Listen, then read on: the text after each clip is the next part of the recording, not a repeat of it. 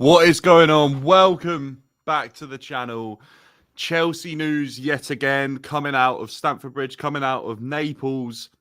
This Osimhen deal isn't going away. How are we all doing? Welcome in. It's good to see some people in the chat already. How are we feeling, Chelsea fans? Obviously, massive news coming out about Osimhen. This deal feels like it's getting closer and closer. Is there potential that this Osimhen deal could be done before the end of the window, or do you think we're going to drag this one right out? The offer on the table right now is Osimhen offered by Napoli to Chelsea in return for Lukaku, Casadei, and 45 million. Guys coming in, big up HR, big up Emmanuel, big up Dan Knight. Good to see you guys in here. This could be one of the deals of the summer for me if this gets done.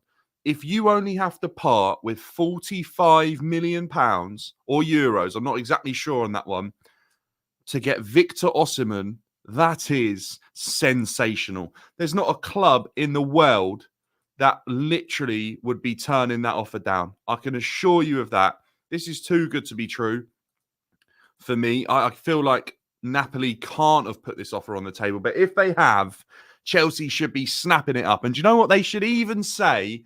Can we give you a couple more players to reduce that 45 million euro fee down? Because Casadei's not getting anywhere near Chelsea's squad this season. Casadei is miles off of even starting, miles off of the subs bench. He's looking at a championship loan, if anything. Lukaku, we all know he's worthless to Chelsea. They just don't want to pay his wages. They've taken the hit on the transfer fee ages ago. Don't forget, this time last season, we were talking about Victor Osimhen being sold for 145 million. The 100 million's disappeared in front of our eyes if you kept Lukaku and Casadei done. Do you know what? If they chucked in Kepa as well and called it 40 million, I wouldn't even mind. I think that could be exceptional. If you think this deal is unbelievable, make sure to smash a like on the video, because for me, Chelsea have to make this happen. And I want to chat to you guys, and I want to see some of you in the comments letting me know, if we get Victor Osimhen, is top 4 realistic? Because I was actually saying earlier that top 5 or 5th for me would be okay if we got Osimhen, but I've just been watching his highlights from the last 2 seasons. He's good enough to get us top 4, guys. He really, really is. If we get Victor Osimhen, Chelsea get top 4. I'm calling it now. Even with Maresca, even in being unproven, even with a ropey defence. So have the front 4 of potentially Cole Palmer and Nkunku, Neto and Osimhen, with Jackson waiting in the wings, potentially Raheem Sterling in the wings, Mudryk, Madueke. Oh my gosh. Chelsea get top 4 on that attack alone. That's going to be one of the best front 4s out there, isn't it? I think this could be exceptional. Lukaku was obviously a waste of money. But if you can use him in any way as a make weight for this deal, I think it's unbelievable. Going to have a bench full of wingers. Look, Foxes, I don't disagree. I think genuinely we may have a bench full of wingers, but right now you can live with that, can't you? You absolutely can. Ryan Davies, I've just liked the stream and subscribed to the channel. I've just came across it. Ryan, appreciate that a lot, my man. Love to welcome new people in. Obviously trying to go live a lot more often. We're absolutely smashing the likes right now as well. If we can hit 30 likes today, I think that would be unbelievable. If Lampard can get us top 4, then we can get it now, surely. And you know what? This is what I'm thinking. I think we've had worse teams in the past. We've had worse defences. And if you get Osimhen and you have Jackson and you have Nkunku and Palmer and Neto and Sterling, Mudryk maybe as well, Madueke maybe as well, they're going to be sneaking into the team. You can quite easily outscore the majority of Premier League teams. That's how I feel about this one. And I think that's what Chelsea need to do. I think this could be an unbelievable opportunity for Chelsea, and they absolutely cannot be turning this down. I'll show you the source if you want to see the source for the deal as well. It's coming through Matteo Di Napoli on Twitter. He's breaking it through Deadline Day Live. I can show you the screen. Give me 2 secs. But this is exceptional for Chelsea. This is unbelievable. I don't see how we're going to get away with this, to be perfectly honest with you, because this feels a little bit too good to be true. It feels a little bit criminal. Napoli have made a proposal to Chelsea for a player exchange. Chelsea would sign Victor Osimhen. Napoli would get Lukaku, Casadei, and 45 million euros. Euros. So it's not even pounds. It's probably just shy of 40 million pounds that you have to exchange for Victor Osimhen. I think that's crazy. Stefan says, I hate to say it, we're not going anywhere under this Maresca guy. He's simply just another yes man stooge, loser and a puppet. Look, I don't think it's fair to say that about Maresca yet. We haven't seen enough. I've seen some news that potentially we could be looking at a transfer ban in the coming years, which is why I think we might have been recruiting the way we have. And right now, with no competitive games played for Chelsea, it's too soon to suggest that Maresca's this yes man. We don't know that yet. If in a few weeks' time, it's evident to see that there's obvious cases of yes man syndrome being involved, this is crazy. But I think Victor Osimhen actually adds 15 goals to Chelsea, probably guaranteed, unless it goes horribly wrong with injuries. Wobo's saying, Dan, just brotherly advice, you don't want to do a monster, get caught with your pants on your ankles. Good signing if it happens.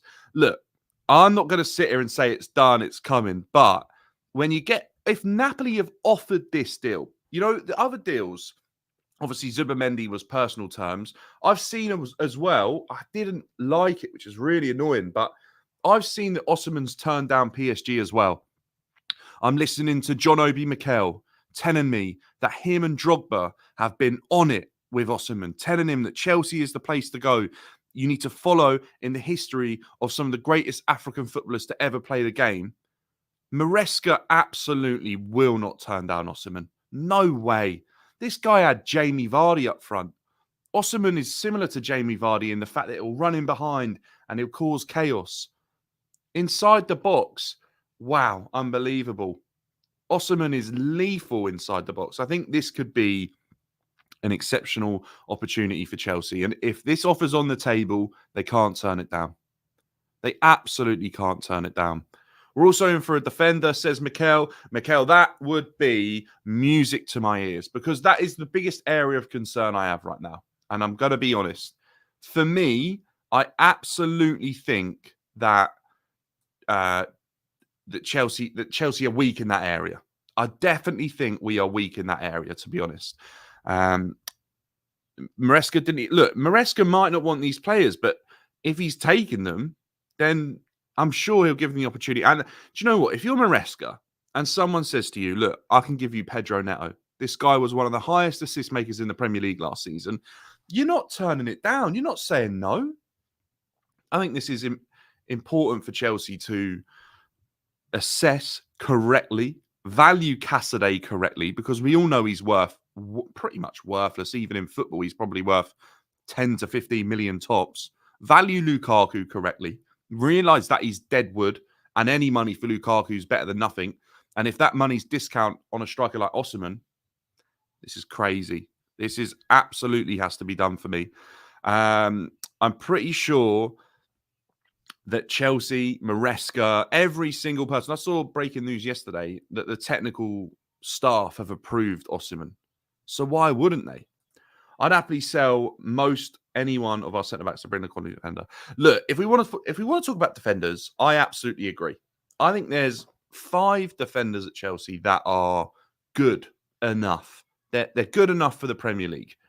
If you're Fulham, you'd take them, as they did. If you're West Ham, you'd probably have them. If you're Wolves, you'd probably have them. If you're Chelsea and you're fighting for top 4, top 6, that's where I'd worry. If you want to compete in the big games against your Manchester City, your Arsenal, your Liverpool, your Spurs, they are the games where you have to have a centre-back that is a match winner. You know, like when we had Rudiger in that Champions League final, and he was a match winner defensively. He offered something that so many of our centre-backs don't now. And that's the issue for me. That I feel like we're lacking that. And if there was any way to find a way of bringing in a centre back as well, and it look, if it meant we brought in a centre back and didn't get João Felix, I'd probably take that, to be honest with you, because I feel like there's more room for a centre back of quality to get into this team than there is for João Felix. Dan Knight's making a really good point here, actually. I want to look at this. Let's give Enzo Maresca the first 5 games of the season. I think 5 is an absolute minimum. Look, I'm not sure about Maresca. I'm not sold on Maresca. But what I will say is, and I absolutely will make this point, he has to be given time. He's unproven. I do believe he has a lot of knowledge. And I think he needs to be given an opportunity to translate that knowledge into his coaching and his team. And he's got a load of new players as well. We've just got to see what happens here with Maresca. And if things aren't perfect for a while, I won't be surprised. I was chatting on Never a Foul a little bit earlier, and LB made a really, really good point that any youngsters anywhere, they are going to be obviously volatile in their performances. They can go up and down in terms of 1 minute they'll be really, really good. I think he was referring to Manchester United and Kobbie Mainoo. And then the next minute they can have a bad spell as well. And look, Chelsea's got a whole squad of players in a similar boat to Kobbie Mainoo. So we could have inconsistencies. But as long as we see the manager and the team trying to do the right thing and correcting mistakes, I can get behind it. And that's what annoyed me so much last year with Pochettino. People say I love Poch and I want him back. That's not the case by any means. I don't think he did good enough at Chelsea. But what he did do, or no, what he didn't do was for so long not correct his mistakes. And that was the biggest issue for me. They were so glaringly obvious and he wasn't able to do anything about it. Every time I've listened to Maresca post-match, he has identified the mistakes that we've all been privy to by watching the game.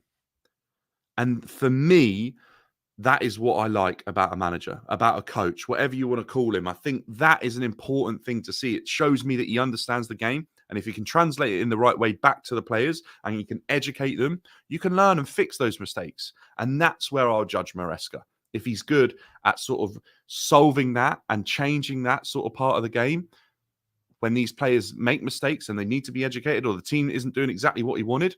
Remember only a couple of games ago, Maresca come out and he said, the high line's not right. It's a bad habit. I don't know if it's from last season, the season before. It's not what I want. I'm not coaching it. Against Inter Milan, that high line, it wasn't there. He'd already got rid of it quickly. So that says to me that with a couple of sessions to work on these players properly, he's addressed that. What we don't know with Maresca is the level his tactics will take him to. What we understand with this squad is we've got a very, very talented bunch of individuals. What we don't know about Maresca is, can he blend them all together and make them a really, really good team? But when you add in the quality, sometimes the quality can be enough to carry you through, even if they're not a great team and it's not really cohesive, and you can build up from there. If you add Osimhen to any other team in the top 4, you're talking about potentially starting to be in the conversation for trophies. So Chelsea adding Osimhen in outside the top 6 or top 6, if that's what we're seen as, you've got to be talking about us getting top 4. Look, I don't know if Osimhen is enough to go and put us back in the conversation for win the Premier League. I really don't think it is. I think there's too many variables this early on. But if you make that signing happen, that this deal looks too good to be true. But if you make it happen, Chelsea absolutely have to be back in that conversation for top 4. Fofana is uncertain. Colwell is overrated. Tosin isn't the level. Badiashile worries me. And Disasi isn't great. Well, look, I've got it here just down in the corner as well. Disasi and Chilwell are both evaluating and assessing their options. There's rumours that both of these could be gone. Disasi apparently is attracting interest from Italy, from France. Chilwell, I've got a funny feeling he ends up at Manchester United or something. I also saw a rumour that we may see Marcus Alonso rock up at Manchester United, which would kill me. I couldn't do it. I'd rather Alonso come back now to Chelsea and just sit on the bench, because that's one of the deepest, most heartfelt goodbye messages I've ever seen from a Chelsea player. And I would hate to see him go and play for another team in England. I know he's been at Sunderland, but That was odd. Maybe even Bolton, actually. That was a long time ago. Rudiger wasn't always a match winner. Well, no, probably not. I probably agree with that. I think he probably always had a good mentality. But yeah, there was a time when Rudiger wasn't amazing for Chelsea. I don't understand why Kanu isn't throwing his weight around like Obi. I even think he's probably a bigger star in Nigeria. I don't know about that. I don't know if Kanu is, because what I do know for a fact is that John Obi Mikel absolutely had like a cult following in Nigeria, and he is regarded in an exceptionally he's held in exceptionally high regard, and he was considered a number 10 and the star of the Super Eagles, I believe, for a moment, and that is now Osimhen. And Osimhen looks up to people like John Obi Mikel. If you listen to the podcast, John Obi Mikel and Osimhen thinks of Obi Mikel as a hero, and he wants to and thinks of Drogba as a hero, even though he's not Nigerian, he's African, and Osimhen looked up to him. And as a kid, it was Osimhen, and it was Osimhen wearing Chelsea or Manchester United shirts, I think. Well, Manchester United aren't in the market for Osimhen. Chelsea should absolutely make this deal happen. This is the best, most attractive, lucrative opportunity for Chelsea, in my opinion, that I've seen all summer. Because the two players going to Napoli, for us, are dead weight. They offer us nothing. They don't change our starting 11. They don't change our subs bench. Well, Lukaku's a different conversation, but you know he's not coming back. Have you seen his Twitter profile today? This guy, he's a little bit cringy, man. This relationship is absolutely in the dirt. And I hope for Lukaku, he gets this move to Antonio Conte, and he goes on to show everyone that he's still a quality striker, because I do believe that he is. I think his antics have actually hindered most people's footballing opinion of him. Let's see. Stephen makes a really good point. And I have to agree with this, because Stephen's saying we need to sort out defense first before thinking of Osimhen. And I kind of agree with this. Big up, bro. Welcome in. Welcome in, guys. If you're new, make sure to smash a like on this. We're aiming for 30 likes off of this stream today. We've got a load of people in here. That's literally less than half if we can make that happen. So that would be unbelievable. We're live across all the socials today. Make sure to drop a follow or subscribe if you haven't already. More and more lives will be coming this season covering Chelsea and football. We've even got Super Cup tonight, actually. I kind of just forgot about that. Anyway, let's go on Stephen's point. We need to sort out the defence before thinking of Osimhen. I have to agree. Absolutely agree. However, look, the defence for me should be Chelsea's priority. If we go and focus on the defence and we miss out on this deal of a lifetime for Osimhen, I would hate myself for even entertaining any other possibility. So as much as I think Chelsea's defence is an issue, if you can get Victor Osimhen in this deal, like, you know what it is? Imagine you've been looking at a T-shirt you want for weeks, and every time you went past the shop or you went online, that T-shirt was so expensive. You're like, I'm going to work hard. I'm going to save up for that. I'm going to get it. And then it got to the winter, and you were never going to wear your T-shirt because you'd always probably have a jacket over, and you're on your way out to go and get a new jacket. But on the way, you walk past, that T-shirt's on sale, half price. You're going to go and buy it, aren't you? And you buy it first, and you're still going to go and get the jacket. And I think that's what Chelsea have to do. They go and make this happen, and then they get on the phone to clubs like Crystal Palace and say, look, we like Mark Gay. We know we've got a sell-on clause. We'll have a little bit off the deal. We'll get some money off, go and sign him, hijack that Newcastle deal. I'd even pick up the phone for someone saying, here, Anderson. I was just about to say that. I think Anderson, for his age, quality centre-back. There's rumours he might go to Fulham, I think. I absolutely would make sure Osimhen happens first now if this deal's on the table. And I still think then we can go and get ourselves a centre-back. Centre-backs are available. They're not the hottest and most in-demand market, are they? We all know that. Dan, be more positive about Chelsea, bro. You're a little too doom and gloom. Look, I don't agree with that. And I hear so many people tell me that. I find it I'm going to get onto this point. I find it very difficult to sit here and accept Chelsea being ran in the way that it's ran when we've signed so many players that people don't know about. We've signed so many players who aren't quite good enough for Chelsea and spent so much money on them. We've had 4 managers who haven't achieved. Chelsea, is all over the place. We can't get a front of shirt sponsor. We're being ran in such a different way to what we were when we were so successful. I find it very difficult to accept the changes have been allowed to happen this easily and have no control over it as fans. So maybe I do get a little bit frustrated with how the club's being run when I've seen it be run in a way that has made Chelsea one of the most elite clubs in England. The reason it was valued at the value it was because of the people who were running it and made it the global brand and business that it became. Made it one of the most successful clubs in the country. But if we act positive and there's results on the pitch and we're doing things in the right manner, I will absolutely be positive. Hence why I can sit here right now and tell you that this Osimhen deal is unbelievable. That this Pedro Neto deal is one of the best transfers I've seen happen in ages at this club. The way we went about it, where it wasn't even leaked on social media and then it was announced, that's how transfers should hit, boys. Every single one of us couldn't believe our eyes when we opened Twitter to that news because it was like, hang on a minute, what? Where did this come from? And that's how transfers used to hit.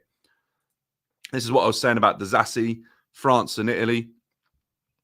How good do we think Disasi was for us last season?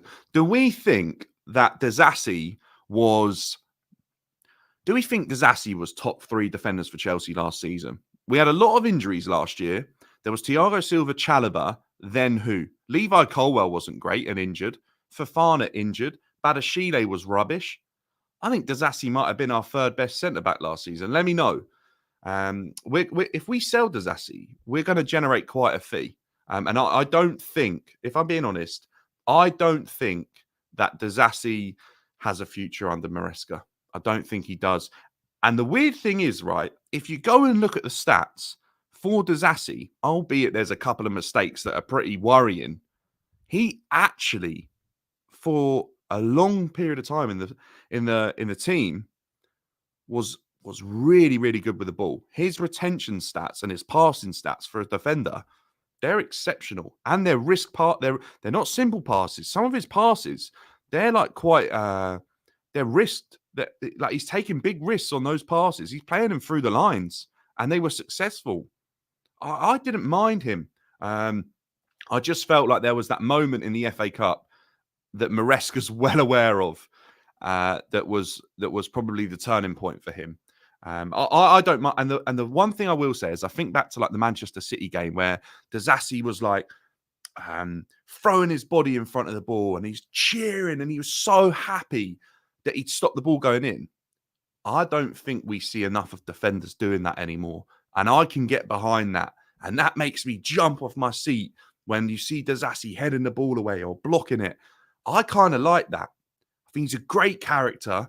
And if he's happy sitting on the bench, fair enough. But I don't think Axel Disasi is going to be happy sitting on the bench. I think he's good enough to go and play somewhere. And I definitely think he's good enough to play Europa League football. That's for sure. Disasi reminds me of Rudiger under Lampard. Yeah, I hear that shout. I do hear that. Definitely. I think Rudiger was probably a little bit faster. I believe the players in the defence is not the issue. The man-to-man system is not working. Look, Master Teacher makes a good point here. The man-to-man system is not working. Zonal marking would be ideal. Look, it's a difficult one. And man-to-man and zonal wouldn't really be discussed when you're in and out of possession. It's more at corners. But there is definitely a process here where in Maresca's rest defence, he kind of sets them up that they are in man-to-man battles. They're in one-on-one defensive situations. And that probably takes quite a bit of getting used to because there's not many coaches or managers in world football that are telling their defence to do that. And if they can get it right, but it will take a lot of time, we have defenders in our team that physically can win their one-on-one battles. They're quick, they're agile, they're mobile. They're all a pretty good level on the ball. They're not amazing, but they're an okay level. They can play out from the back if they needed to. That's what I think Maresca's trying to do here. And I think that's probably what Chelsea are trying to do, is have physical, imposing centre-backs that are quick, strong, agile, can jump, can move well.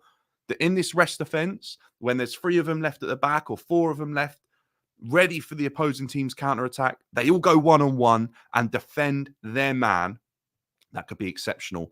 But, and you have to remember this, that will take a long time. And there will be so many times when they lose those battles that they struggle and we concede goals because of it.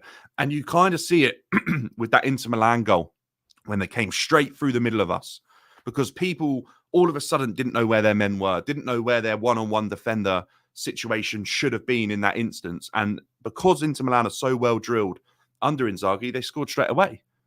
But then actually second half, we dealt with it. Players like Renato Vega came on, looked great, didn't he? Really, really made an impression for me. I think he looked really, really good. So this defensive situation for me is just going to take a while. I don't think it's good enough right now. And if Maresca gets it right, okay. But the one thing I will say is if you can bring in a couple of players to add a bit of quality and help lead that back line in the situations that they need that bit of experience, that would be what I was looking for as a Chelsea fan, to be honest with you. But as much as I agree with the defence probably being the weakest and the area that needs the most focus on in terms of recruitment, you can't walk away from this Osimhen deal without Osimhen signing for Chelsea. Do you think Roman right now with FFP would run us any better right now? Yeah, I do. I 100% do. If Roman Abramovich had 1.3 billion to spend, he would not have spent it as rashly and in the way that the owners have done in the amount of time that they have. He just wouldn't have.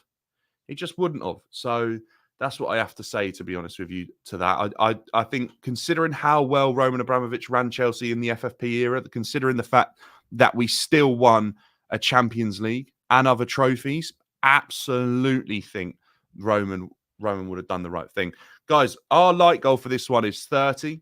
We are literally 6 likes away from hitting 30 likes for this stream. So if we could do that, that would be amazing. That's what I want to see, guys.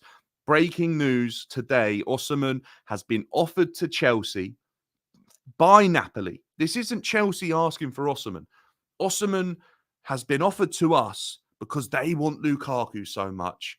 But they also said, give us 45 million and Casadei, and we can make this deal happen. I genuinely think that... Wait, don't you think Osimhen's salary... Yeah, right, okay. I think Osimhen's salary maybe has been an issue in this deal. But I've seen rumours that this is already done. It's already tied up. It's already, apparently, already agreed in terms of personal terms. Look, if we have to pay Osimhen 200 grand a week, I don't think it's the end of the world. I really don't. If Osimhen's happy to come in and accept Chelsea's personal terms and work on bonuses and score goals to make sure he gets paid the money he wants, I can live with that. I think Osimhen has achieved more than the majority of these players. And if he's in the team and he walks into the dressing room, it's a big name. There's arrogance here with Osimhen when he walks into that dressing room. It's like, I'm Osimhen. I tell you what happens. I tell you how to play me the ball. You know, like Nkunku. Nkunku scored 40 goals. He can walk in and go, yeah, pay me the money. I'm a French international. When I'm fit, I'm going to World Cups, Euros. Okay, the injuries have been an issue, but Osimhen's on the same level. Osimhen's a superstar in Nigeria. You can't turn down the opportunities in terms of marketing and the name just being on everyone's lips in Africa. If Osimhen goes to Chelsea, this is a huge deal. So Chelsea have to make this happen. And for me, the salary is minimal in comparison to some of the players. Lukaku's getting paid 125 grand more a week if Osimhen costs 200 grand. Look, let's move on to Felix because people are asking for that, and I've seen a few. People talk about Mats Hummels. Mats Hummels apparently isn't ideal. Apparently in the dressing room, he's a bit toxic. It's the reason he didn't go to the World Cup. It's the Euros. It's the reason Bayern Munich didn't want him anymore as well. So for me, I probably wouldn't take him. Big up, Dan, one of the few voices of reason on YouTube. Yeah, look, I try to be. I say what I see. I don't like to get too drastically hung up on things in terms of things I haven't seen evidence for, basically. And I try and always base my footballing opinion on what I've seen. And if I haven't seen it, then I struggle to give an opinion. It's as simple as that. And right now for Chelsea, we are all sitting here in a very hopeful position that it all works out in terms of our club's success, because a lot of these players don't have the evidence to back up the reason we signed them. But then Cole Palmer didn't, and look what happened. So that's why we can have reason to be excited. But when you're signing the likes of Neto and Osimhen on top of last season's squad, we finished sixth last year. They're two incredible additions. They really are. Look, let's talk about João Felix, because this deal is crazy for me. This deal is all over the place. It's absolutely a mess. Chelsea view it as three separate deals: Omarodian, Felix, and Conor Gallagher. Whereas Atletico Madrid view them all linked. And I think even Alvarez was probably thrown in that, but a little bit separate.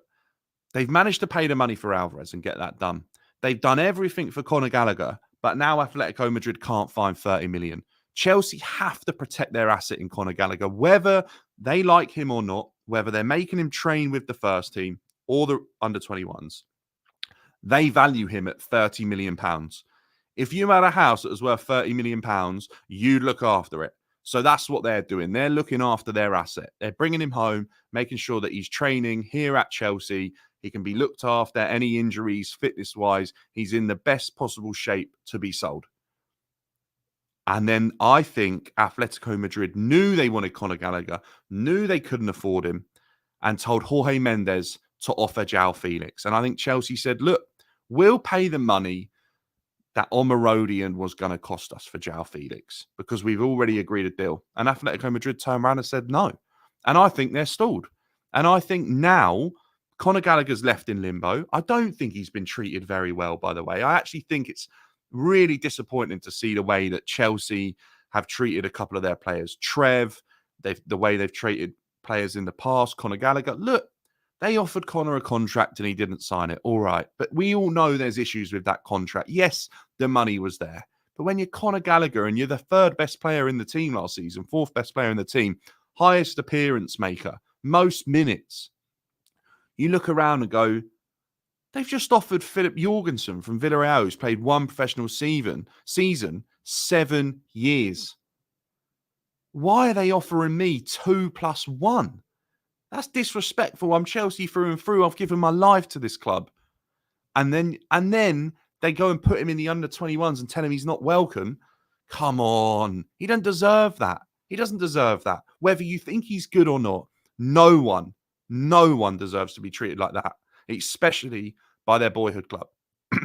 However, João Felix, obviously, if Conor Gallagher's going to leave and we're going to cash in on him, we have to sign João Felix, because otherwise I don't think this deal happens. Now, does João Felix fit in the team? Starting 11? No. Is numbers-wise João Felix good enough for Chelsea? No. I don't think anywhere he's been, he's proved that his numbers are good enough. He was signed for over 100 million for Atletico Madrid. If you go on transfer market now, his value's at like 35 million. The decline is 100 million in like 4 or 5 years, I think. It's absolutely crazy. But don't forget about it. When he was here under Graham Potter and Lampard, wow, we loved him. Think about how good it was to watch João Felix play football. All right, he didn't score loads of goals, but he'd nutmeg a defender and he'd take a man on and he'd try a shot from 25, 30 yards and he'd crash it against the post. He won headers. João Felix was a really exciting player to watch and the type of player that lifted you off your seat. And if Chelsea go and get João Felix and we lose Conor Gallagher, well, then I think technically you're getting a better player. I really do. I think João Felix technically is probably levels above Conor Gallagher. But in terms of what he offers, don't forget João Felix's work rate really wasn't that good. He's a bit of a luxury. But if Nkunku gets injured like he did last season, and then you bring in João Felix, that's not that bad, is it? You know, if João Felix is on the bench and then Nkunku gets injured or Cole Palmer's tired because he's playing every game and you need to rest him and you don't want him playing a Conference League game out in Baku or something, João Felix can come and play that game. João Felix is on the cards to Aston Villa. You're stopping a top 4 rival signing João Felix. I think this is a good deal for Chelsea to get done. But right now, I've got a funny feeling it's on the back burner. I think they're working and discussing it. They don't want Conor Gallagher, and they are well aware that this is the best time to sell him. And they're well aware that João Felix is the best opportunity to be able to sell him for a deal they'd already agreed on without selling him to a Premier League rival. João Felix, numbers-wise, did not do bits for Chelsea, Joey. Never, ever said he didn't. João Felix did not do bits for us numbers-wise. Neto and Nkunku are injury-prone, so bringing in Felix is brilliant competition. Exactly that. João Felix offers consistency. I don't think his injury record is that bad. Look, he's not this amazing player for output. We all have to remember that. But come on. If you get to watch João Felix play football and he's coming off the bench and that's your squad depth, you're doing something right. And for me, that's the reason I'd go and get him. And if he suddenly turns out to be this unbelievable player and he starts putting up the numbers, the money you can generate off of João Felix, Benfica have already showed it. Benfica sold João Felix at 18 for over 100 million.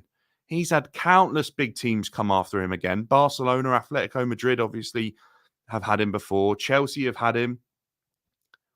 If you even get a bit out of João Felix, you can make profit on him straight away. I absolutely guarantee that. Guys, we're 10 likes off of 50 likes on this. That would be unbelievable. That's probably one of the like records in terms of a live for me. So if we could hit that today, that would be exceptional. There's over 100 of us in here. I really appreciate the support. We're all here probably listening and talking about Chelsea and this Osimhen deal because, look, people are worried about Chelsea if they get Osimhen. I can tell you that right now. Eyebrows were raised when Chelsea signed Pedro Neto because everyone thought Chelsea was signing Dewsbury Hall and Tosins, Championship, bang average Prem players. Neto arriving in the same window is the levels that Chelsea used to be at. And that gets people talking. Chelsea are one of the most talked about clubs over the last 20 years for a reason. And that's what I want to see. I'm hearing all this João Felix didn't do bits for us. Then who did? What Chelsea player did or played the way Felix did? Yeah, exactly right. João Felix looked like he could score or shoot, but he didn't score many goals. But he did do bits for us. João Felix was an exciting player. I'm not going to sit here and say he didn't do bits. That's not true. João Felix was good. João Felix was a quality player. And if it wasn't for Pochettino, I actually think he would have stayed at Chelsea. Here we go. Atletico and Chelsea are still trying to find agreement for Conor Gallagher. João Felix remains part of the discussions also with Jorge Mendes, but no breakthrough. This is what I'm saying. I think this is on the back burner. I really, really do. I think they're working on this. I think Jorge Mendes, he's a super agent. He gets deals done. Think how quiet it went for Pedro Neto. No one knew anything. It wasn't being leaked. It was a tight-lipped affair. And I think that's what this deal is going to be. And I think for Chelsea's biggest transfers, it's quiet. And that's the only thing with Osimhen is that this seems to be really public. But Napoli aren't. Napoli, everything gets discussed in the public eye in Napoli. And that's why it could be loud, because the information's coming out of Naples rather than Chelsea. Chelsea regarding Osimhen have been really, really quiet. Chelsea regarding Lukaku have been really, really quiet. But if this happens, it's unbelievable. People saying Chelsea don't need Felix. Well, we don't need Felix. But you're not going to say no if it means you get him for a cut price deal. This is what I mean. Chelsea needs squad depth for Nkunku. They need squad depth for Cole Palmer. You can't, look at Arsenal.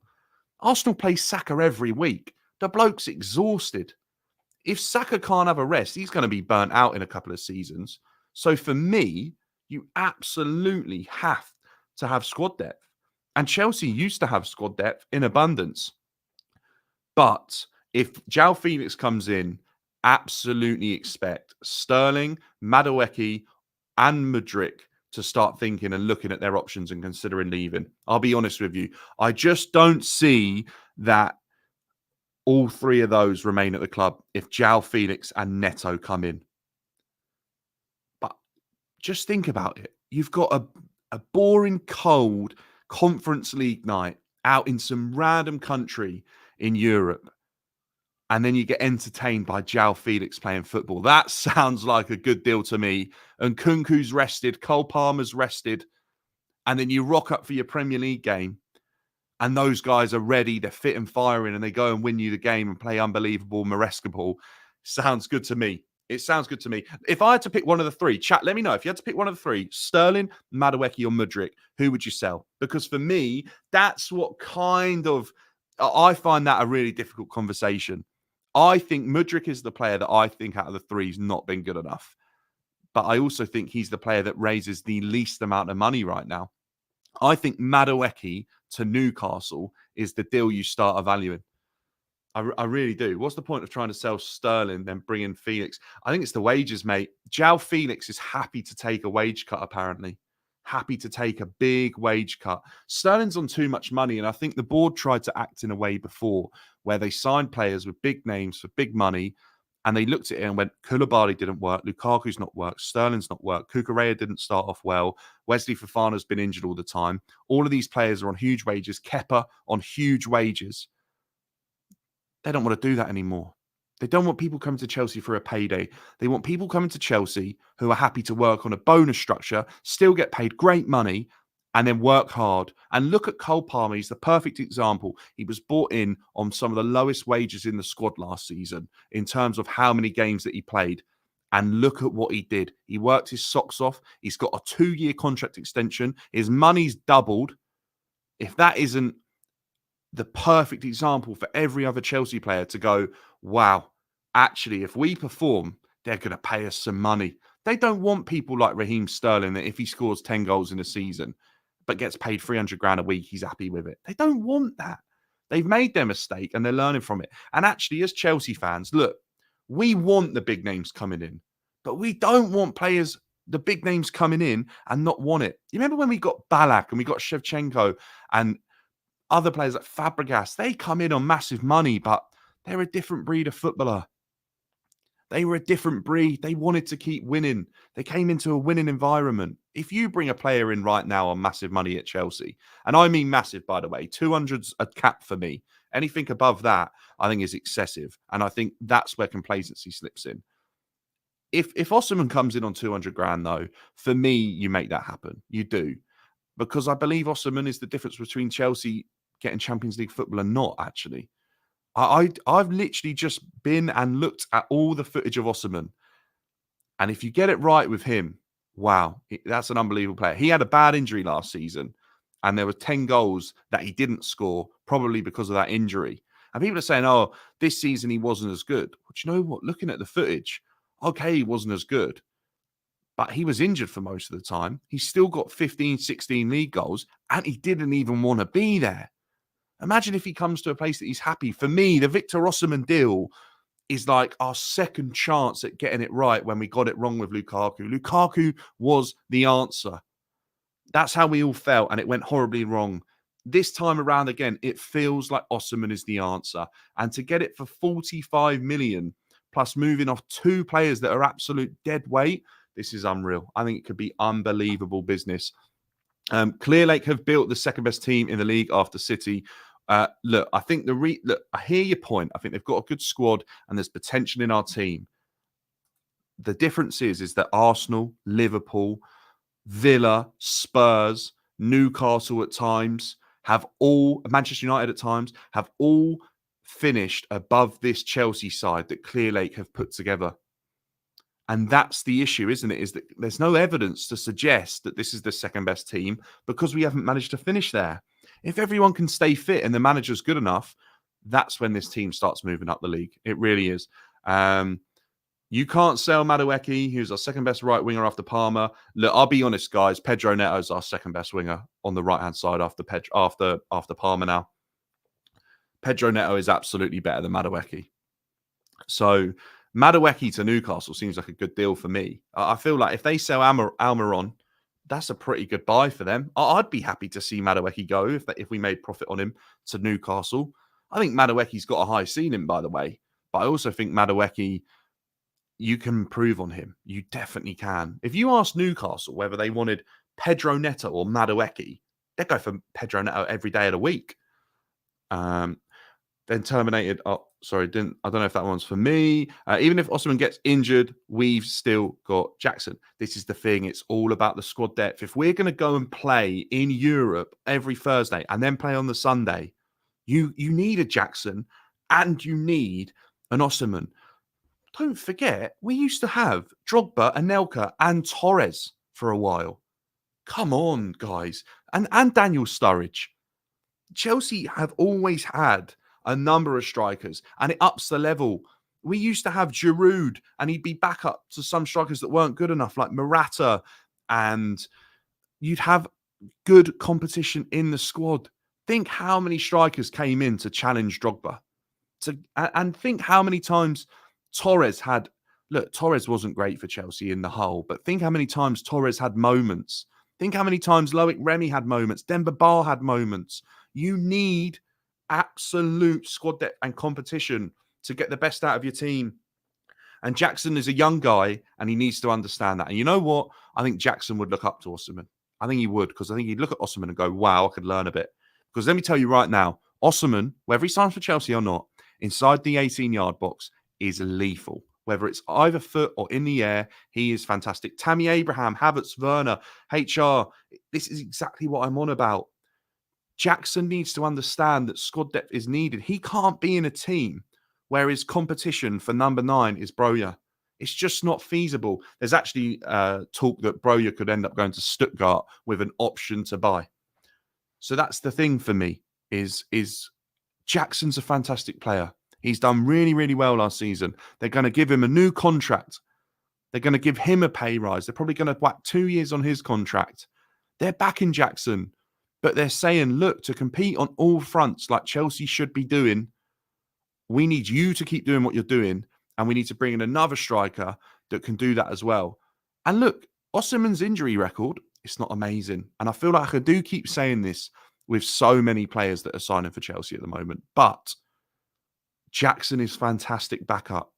If you say Jackson wasn't here and you had Osimhen and you bought on Broja, you'd be concerned. Or Mark Gui, like, they're not good enough to be leading the line. Even though Mark Gui's really impressed me in pre-season, by the way.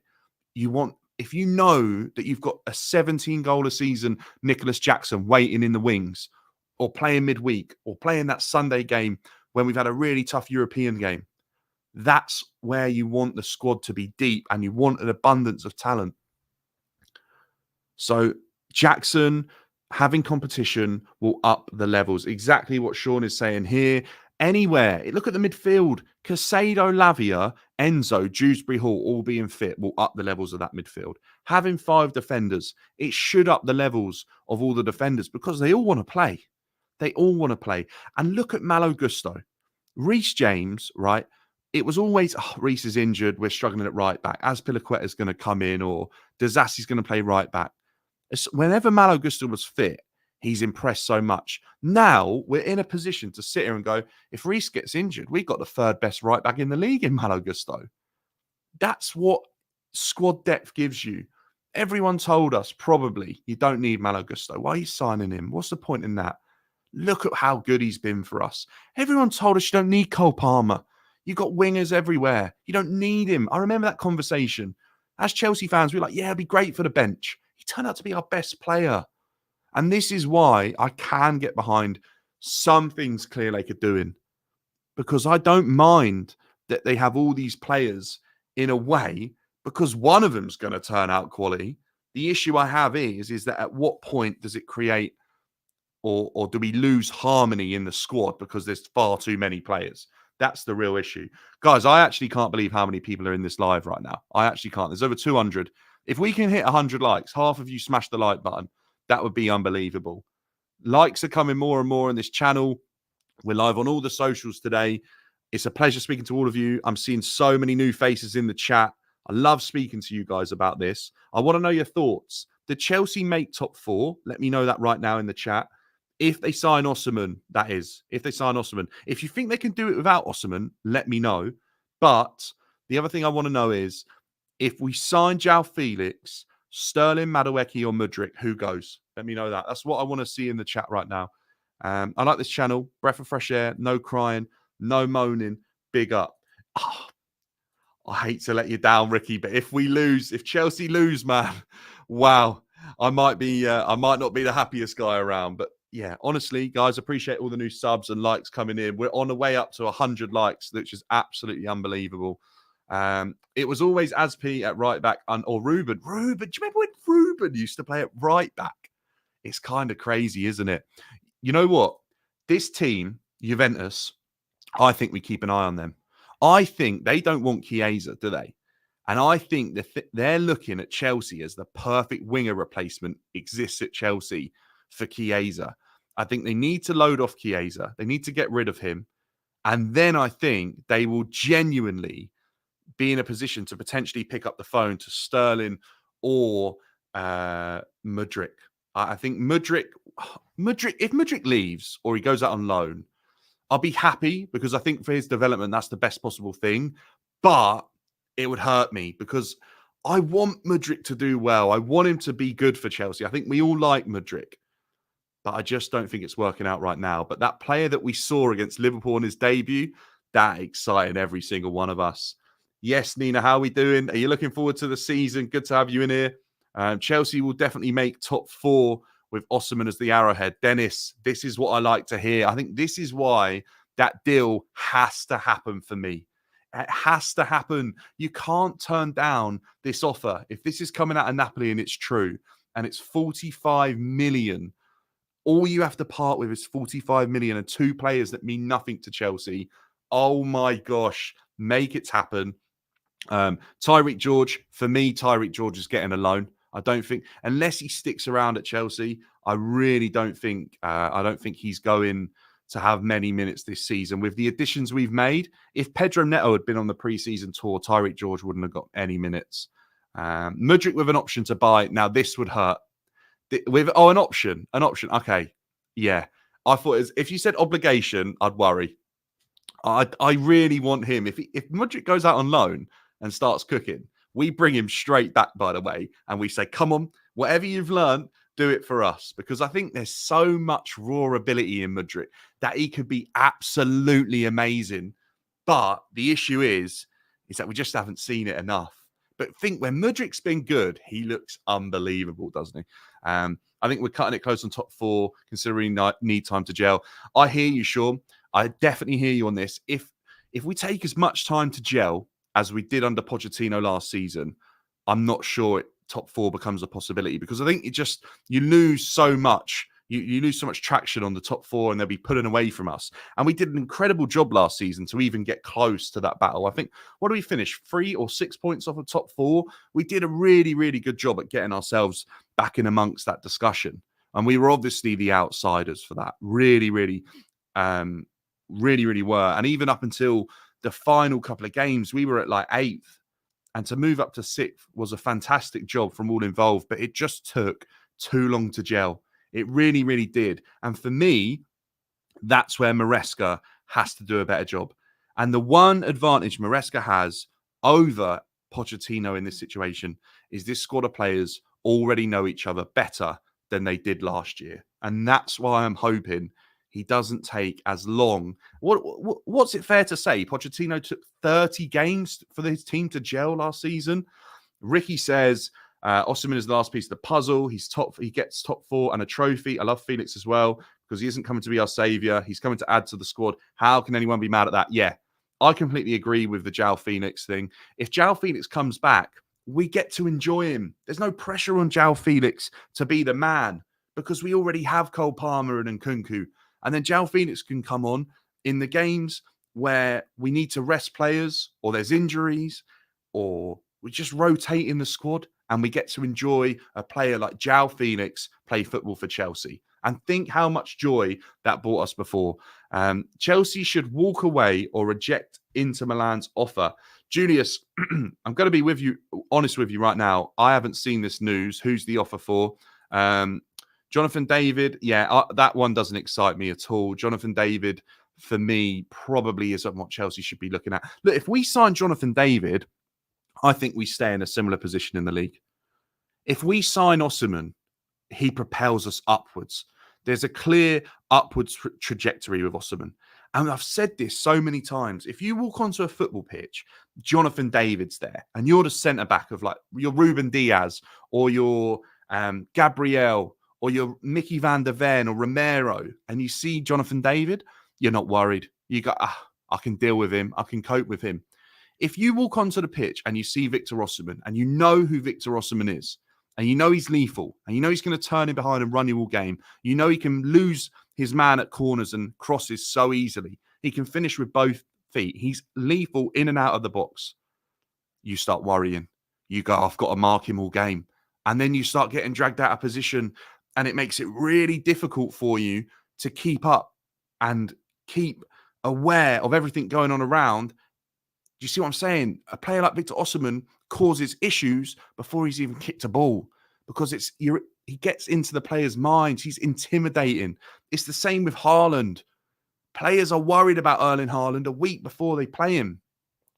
And this is where he absolutely makes a difference for me for Chelsea and moving up the table, because I think he's absolutely fantastic. He comes with a reputation, and it's a pretty affordable deal. Yes, the wages are a question mark, but in terms of the money that needs to be moved around, we could sell 3 players this window and make 100 million, like more, easily. So 45 million seems like nothing. Absolutely an unbelievable opportunity for Chelsea to make this happen. It really, really is. We're 13 likes away from 100 likes on this live, guys. There's easy enough people in here to drop a like on that to get us to 100. If you can, I'd really, really appreciate it. Drop a like for Victor Osimhen potentially coming to Chelsea. Nah, look, let's be realistic. Osimhen's not better than Haaland.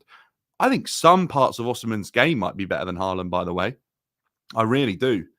I think this is going to sound ridiculous for the size difference, but I actually think Osimhen's heading is better than Haaland's. Haaland's even said it himself. He needed to work on his heading. What is Broja still doing at Chelsea? I don't know. I don't know how Broja's still at Chelsea, man. I thought this was done. I felt like after last season, this was done. The opportunity for him kind of disappeared. The fact he got on pre-season tour is crazy for me. Considering how other assets that have given way more to Chelsea are being like, how is Trevor? You know, Trevor Chalobah's not an issue. He's not a problem. How on earth is Trevor Chalobah being treated in the way that he is when like Broja can literally come on the pre-season tour? Roy Sessing says, great channel. Roy here from South Africa. Osimhen will definitely get us up top. Felix is a very exciting player of experience. Madueke for me, high value, less penalty fights. Roy, I agree with every single thing. Every single thing. Pleasure having you here to watch, Roy. Appreciate that. That's fantastic to see people letting me know their thoughts and if they're enjoying the content. Really, really appreciate that. You know what's crazy as well is I'm literally sat here in England and I've got people from South Africa and everywhere like chatting. This is unbelievable, guys. It's great to see where people are from, where they're tuning in from. I love this community that we're building here on this channel right now. Osimhen is the right figure. And this is John Obi Mikel knows what Chelsea's about. He knows what Chelsea needs. He knows what the fans want from Chelsea players.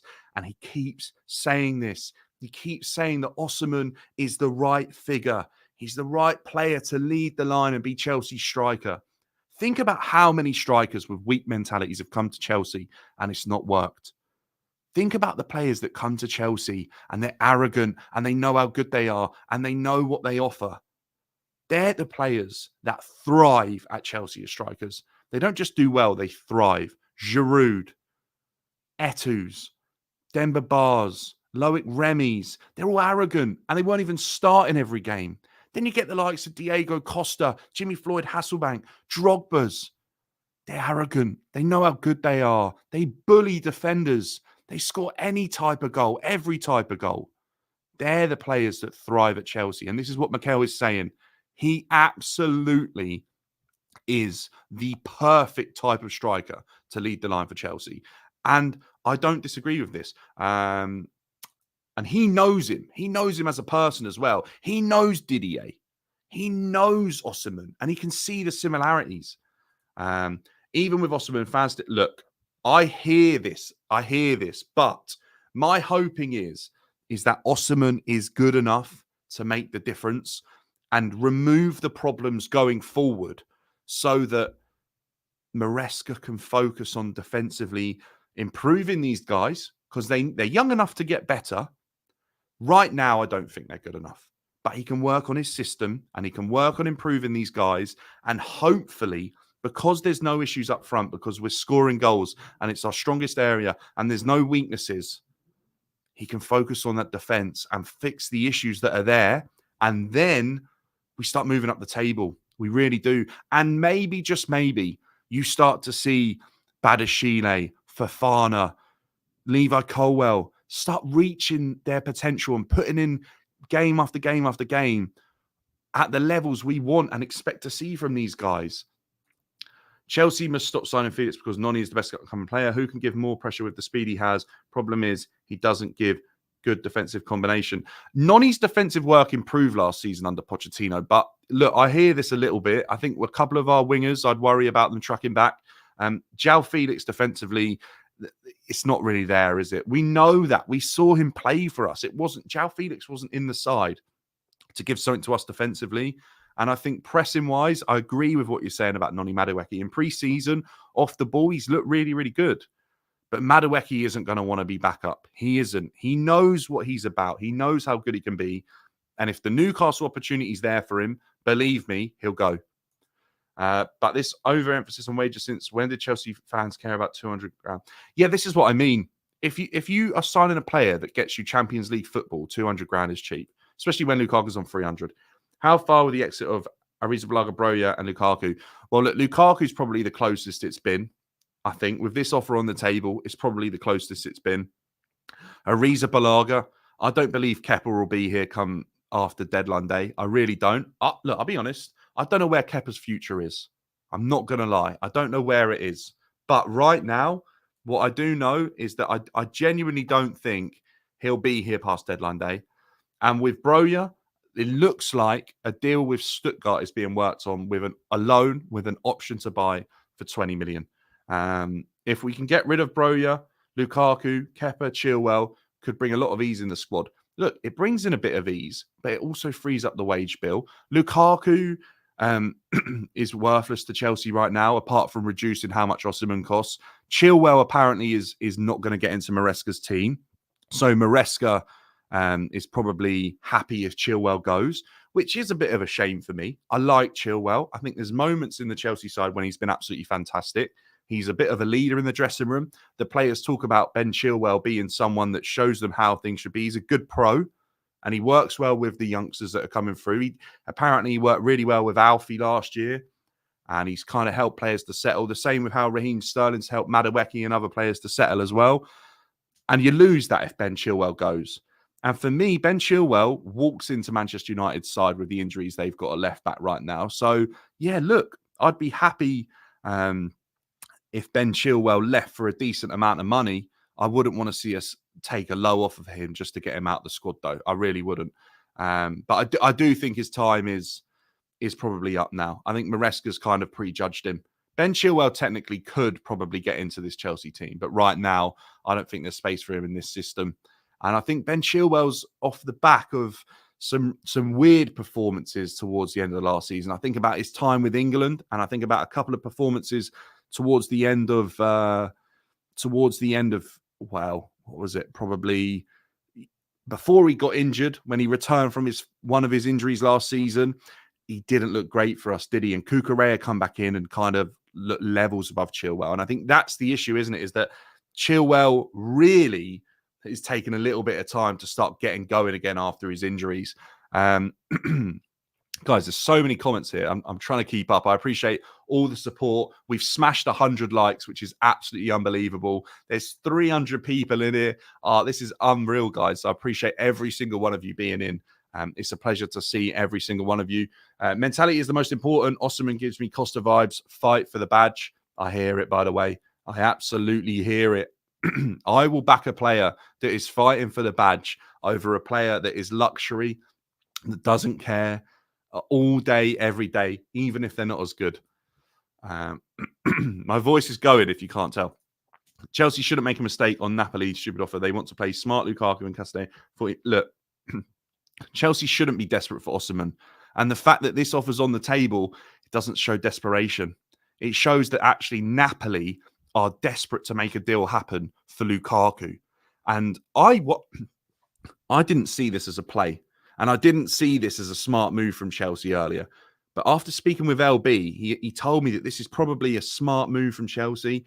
It's a play here from Todd Bodie and Clearlake and Egg Barley to try and get Napoli to make something happen. Unbelievable. If this works out, wow, unbelievable. Why is Sanchez the goalie? Look, the goalkeeper situation at Chelsea, there's an issue. There really, really is. I genuinely don't know what's happening with our keepers. Petrovic, they're trying to find a move for him. Sanchez, does anyone in this chat think he's good enough, man? Does anyone think he's good enough? Because I don't. I'm not going to lie. I don't think he's good enough. I think at so many different times last season, he really didn't show enough to be Chelsea's number one. And then Jorgensen's come in. He's raw. He's not 100% convinced me in what I've seen, albeit a very, very small amount. He's played one season for Villarreal, and I've watched a lot of his footage. I sat there and used up most of my Y-Scout on him because I felt like if he's better than Sanchez, we've got a good keeper coming in here, and it hasn't happened. So, yeah, when I see Liverpool being linked with Mamadashvili for the similar price to Jorgensen, that hurts me. Because the Mamadashvili I saw for Georgia at the Euros is easily good enough to be Chelsea's number one if he's competing with Sanchez, Petrovic and Jorgensen. It's crazy. Petrovic is average. And ever since I saw Petr Cech talk about him and say the mistakes and the obvious errors that he was making, I kind of never saw him get better. And I think that's the issue, is that realistically, is he's good and he looked better than Sanchez because he was making sure he was just trying to do his job. And Sanchez worried about other things first. But realistically, Petrovic isn't even good enough to be Chelsea's goalkeeper. He is if you're happy in mid-table. But if you want to get into the top four, you need a proper keeper. Why are you not sucking off rivals right now? CFC Blue, I don't know where you get that agenda from, mate. I just say what I see. I tell you the situation exactly the same with Chelsea on every other channel and mine. My opinion doesn't change. Well, it changes, obviously, with what happens and if certain issues are changing at Chelsea. But my opinion doesn't change. I just say what I see. I think this is a stupid take. People love to jump on this hype train. I'm not there to suck off any rivals. I don't care if a rival likes me or not. As a person, I do, but if they choose to not like me because of my football opinion, then that's on them. Everyone's entitled to their opinion. I'm not sucking off rivals. I'm not twerking for rivals. It's an absolute joke. I genuinely think that people really need to listen to the conversations that are being had and understand that you can have an opinion on football, whoever you support, whatever football you watch. I watch more than just Chelsea, all right? I can form my opinion on years and years of working in the game, of being part of football teams. And that is how I can build my knowledge basis to form my opinions and give my thoughts on situations, whether they're for Chelsea or not. It doesn't mean that I'm happy for the rival team or whatever. I don't really care. It doesn't matter to me if Liverpool go and sign Mamadashvili. It doesn't matter to me if Arsenal sign Calafiori. I can tell you that it's a good buy or not. So that's absolutely crazy to think like that. That's not the case. So I just want to make that clear because I see it everywhere. Everywhere I go, I respect every person's opinion. They're entitled to form it. As long as they're forming their opinion off of a good knowledge base and off of evidence that's there, and they're not just making it up out of thin air, then I can deal with that. If people are making facts and trying to make statements without facts and trying to make opinions that are way off what is obviously there with evidence, that's when I'll debate it and I'll have to discuss it.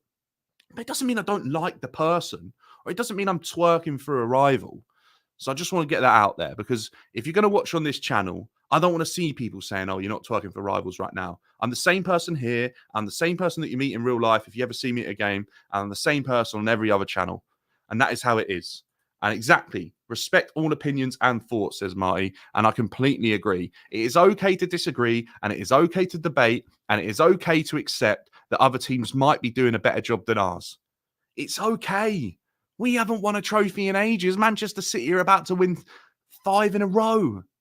Do you know what I mean? It's okay. Now, I don't need to ban him, because actually he allowed me to comment on something I probably should have thought about commenting on before. So I just wanted to put that out here. And I'm not going to ban him. He's entitled to his opinion. If he thinks I'm twerking for rivals, then he can think I'm twerking for rivals. But I will try and educate people to understand that that isn't what I'm doing. I'm just telling you what I see, and I can praise a rival team whether I like them or not. I can sit here and tell you that I think Tottenham have done well in terms of some of their recruitment this summer. I think Dominic Solanke is a great buy. I hate Tottenham. I hate Tottenham. But I can tell you, I think that's a good signing. Anyway, when Osimhen comes to Chelsea, every defender will wake up. I guarantee you, I'm a Nigerian. I know the fence, and indeed, the whole team of Nigeria does better. Look, if Nigeria does better and Chelsea are doing better, then we're all brothers. Do you know what I will say? If Osimhen signs for Chelsea, I'm going to go get a Nigeria kit because I think there's some of the best kits on the market. But I've never really had a player there that would make me want to go and buy the kit. But believe me, there'll be a Nigeria Osimhen kit up here if we get him. I can tell you that right now. I have the Osimhen Chelsea one and the Osimhen Nigeria one. This is crazy because think how good Solanke was for Chelsea as a youngster. He was unbelievably good. And he went to Liverpool for like something like 12, 13 million, I think. And then obviously it didn't really work out. But yeah, crazy for me that that Solanke's now finally sort of coming round full circle, got himself a big move again. Look, all the best to Dominic Solanke. He's Chelsea. He's a Chelsea boy. He's at Spurs. It'll suck to see him succeed at Spurs, especially if they nick a top 4 space off of us. But I genuinely think Dominic Solanke deserves to get that chance again. I really do. Let's see. Everyone hates Spurs. They probably do on this channel, to be fair. They probably do. Chelsea have opened talks with Besiktas regarding the loan of Angelo Gabriel. Yeah, look, Gabriel for me is going to be one of them players we flip. I don't think we're going to see him break into the team unless he sets the world alight. But Besiktas is probably a step up to Strasbourg.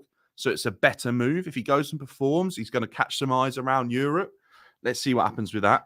Drogba 2.0, get Victor. Oh, please. I'll definitely have him. Solanke has developed really well. Shame he's at Spurs. Yeah, I completely agree with this. I really do. Aka says, big up Dan and chat. Big up Aka. Good to have you in here, man.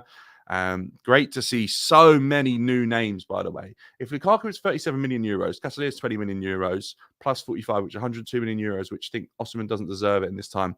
I'll be fair, right? Lukaku's probably 30. Casadei is probably 10. I don't think he's worth 20. I don't think we've seen enough for him to be worth 20 million.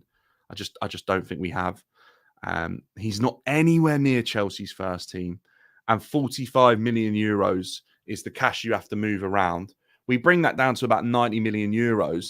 That's about 85 million pounds in terms of value for Osimhen. How'd you say no to that? I really don't think that's that bad. And if 45 million is the only money you lose in the bank and the rest is on theoretical value of what players are worth, come on. You make that happen. You really do. You really, really do. I joined late on the Osimhen deal. That's pretty much it, by the way, Nathan, is that Osimhen is potentially on the table from Napoli's side of things because they want Lukaku. This isn't Chelsea chasing Osimhen now. This is Napoli chasing Lukaku. And that is what LB said to me earlier. Chelsea have flipped it and they've switched it. And it's an unbelievable play. And at first, I didn't buy it. But right now, I think I can see it. And I think it looks like an exceptional bit of business from them. I really, really do. If this is real and this is legit, it's coming out of Naples, this news, this would be amazing for Chelsea. It really, really would. What wages have Chelsea offered Osimhen? We don't know. And Osimhen's on a lot of money. He's probably on about 250 grand a week. Probably euros, by the way, that is out in Napoli. If Chelsea are offering him any less than 200,000 euros, I can't see him being happy. So I think they're going to have to pay the money. But when you think about Lukaku being on 320 and Casadei's probably on about 30, that's like 350 grand a week. You cut down 150 grand in wages. You can't moan at that. I don't mind this. I don't mind the Angelo deal. What do you think? Who do you think starts? I think Osimhen starts every day of the week. And that is absolutely... He's on 260, says Sean. So there you go. I think Chelsea cut him down 60 grand for sure. And I think Chelsea obviously managed to reduce some players and remove some players from our squad. this sounds unbelievable for me. I really do. And I genuinely think, Stephen, that those values are realistic. I don't think Lukaku's worth much more than that. Definitely not to Chelsea. He's not worth 30 million. Is it impossible to bring him down to 120 grand a week? Probably is. The only way I actually see Chelsea reducing Osimhen's wages, right, are by, here we go. Is this breaking news from Matt Law? Osimhen's valuation, there's an issue for me because this valuation now is perfect. His wage demands remain a hurdle to overcome for Chelsea. The club are watching situations of a number of strikers and forwards. You have to make sure that Osimhen is happy to make sure this deal gets done. You're going to have to pay a little bit more in wages. Is it the breaking of the wage structure? Probably not. Not really. I think if you go and pay 300 grand, we're talking about huge amounts of money here. Like way off. Cole Palmer's on what, 120? If Osimhen comes in on 200, the fact that they've had to bring him in, and when we bought Cole Palmer, he wasn't a nobody, but he wasn't getting into a starting 11 in any team in the league, really. Probably not. I think he was being potentially loaned to Burnley. Now, you couldn't even imagine that happening. His wages have been upped. If you're bringing in Osimhen, Napoli bought Osimhen for 70 million euros. Osimhen gets into most teams in the Champions League who are fighting to go and win it. So if he comes to Chelsea, you've got to pay him more. Players will understand that. Pay the money, get Osimhen in, okay, reduce his wages down a bit, and say to him, if you score me 30 goals and you want to be paid 15 million a year, I'll pay you 10 million. And if you go and score me 30 goals, in bonuses, you'll earn the other 5. Now, that's obviously drastic, and that probably isn't exactly how it will happen, but he probably could earn 1 or 2 million in bonuses for sure. And that's how Chelsea are trying to structure these deals, is say to these players, look, if you perform, there's wage increases to be had, there's money to be earned in bonuses. And Cole Palmer, like I said earlier, is the perfect example. Nicholas Jackson is now getting a new contract because he came in and he performed. For a £30 million striker to score 17 goals, or whatever, he got 16, he's earned his money. He's earned his contract extension, and he's going to get it. And it's the perfect thing for other players in the team to see. If Madueke wants more money, go and score 15 goals. Go and work hard to do that. So if Osimhen sees that, and he sees that Cole Palmer can be paid 60 grand and the next year 120 because of how well he did, Osimhen will understand that if he came in on 180, if he goes and bags 30 goals, he'll earn 300 grand a week in terms of bonuses, and the fact that it won't be long before they give him a new contract. By the way, that's what happened at Tottenham as well. At Tottenham, under Daniel Levy, so many of those players were on pretty low wages in comparison, and they were all on bonus structures, and they all earned for achieving. They earned more money. Obviously, they probably didn't earn as much as they wanted because Tottenham didn't achieve much. But that's the idea around it. And for me, I don't mind that because it adds hunger. If someone is money motivated, that's what it does. And if someone isn't money motivated, that's also okay, because then they might be motivated by what they do on the football pitch. But if someone wants money, they'll up their performances to get more money. And if someone's just happy performing, it's okay. But someone like Sterling can come in on 300 grand a week, score 10 goals a season, and take home that guaranteed amount of money. That doesn't sit well with me. That doesn't sit well with the board. And I think that's why they're trying to offload these type of players. But guys, look, what I will say is it's been unbelievable chatting to all of you guys. There's been so much to talk about. Fingers crossed Osimhen gets done. I really hope it does. We all know how amazing this would be.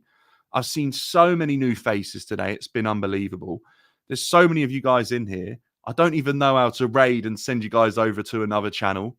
But look, it's been an absolute pleasure. We're on 137 likes. If we could get to 150 and smash the like button, that would be absolutely unbelievable. Anyone that's tuning in after as well to watch it would be fantastic to hit 150 likes. Chelsea are in a position now where I feel a little bit more positive. If we go and get this Osimhen deal done, that really excites me. It really, really does. If we don't get Osimhen done, I'll start to worry again a little bit. But right now, when I see how good this could be and how how much this could be a bargain for Chelsea if you only have to part with £45 million cash. I think it could be unbelievable. Unbelievable, guys. So look, if you're new, make sure to subscribe. We're on the road to 3,000 and on TikTok as well and on all the other socials. Check me out. It's at BDB Dan across the board on the socials. I love chatting to you guys. I want to build this community up. I want to speak to so many of you. Every time we go live, I want to see you guys coming in here again. I want to speak to you guys on Twitter. I want to speak to you guys on TikTok and YouTube. And if you ever see me at the ground, come and say hello because I'd love to see some of you in person. Let's see what happens with the news.